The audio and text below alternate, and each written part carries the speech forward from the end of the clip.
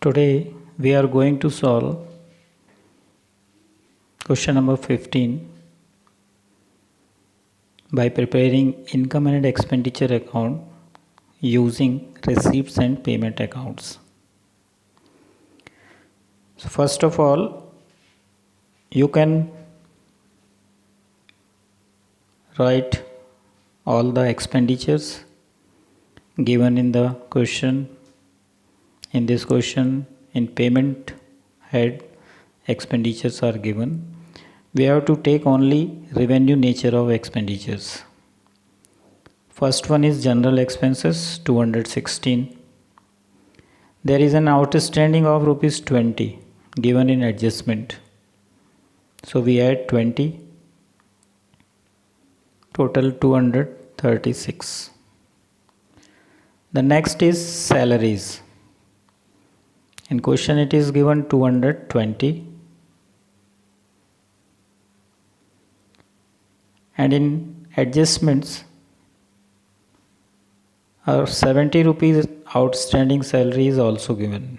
So we add both, 220 plus 70, it is 290.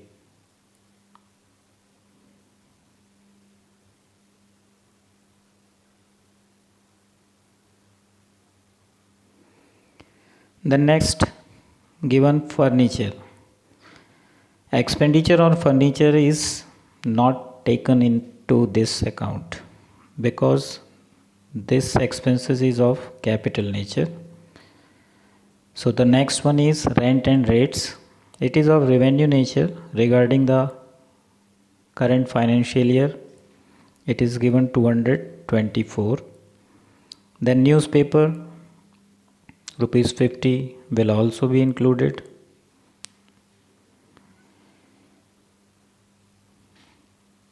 Cash balances given in question in receipts and payments will not be taken into this account.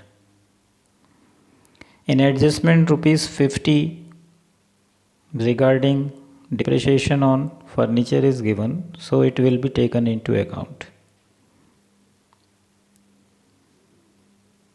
Now come to income sides. First given is cash balance, it will not be taken in this account. The next one is annual subscription. It is given 652.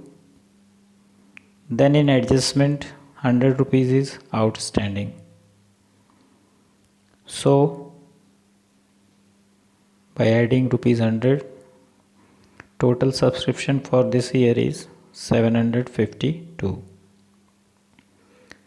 The next is life membership fees. Life membership fees is treated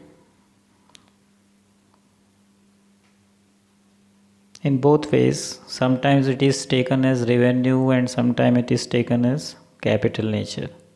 But in this question it is taken as revenue income. So it is written in income side, rupees 100.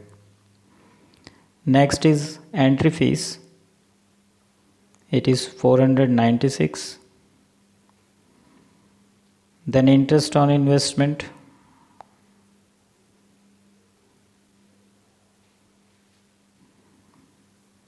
and then miscellaneous receipts.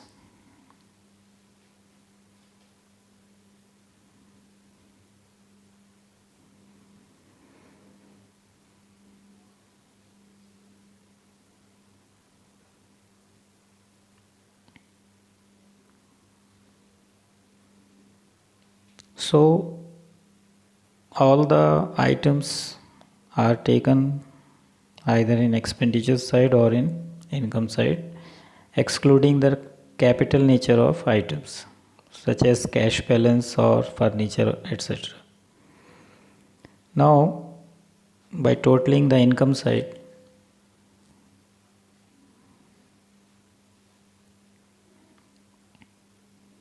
the total of income side is